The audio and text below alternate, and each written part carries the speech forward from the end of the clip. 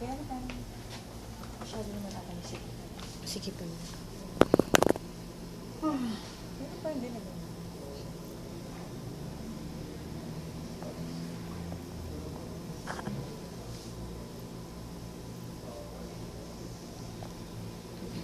Yung original ko nito, may putol talaga dito. Tingnan ko mo.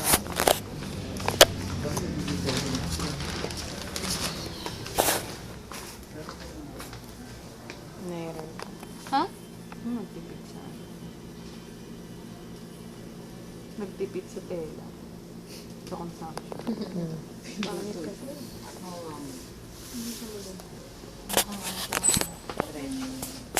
Parang dalawa. Hindi kasi ang mangyayari dyan, mas tipid dyan sa consumption. Kasi pagka walang putol dyan, ang binuka mo lang.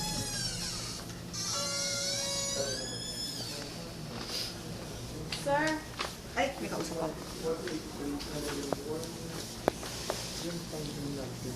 Kanina yung kay Daisy? Kay mamok ko. Sabi.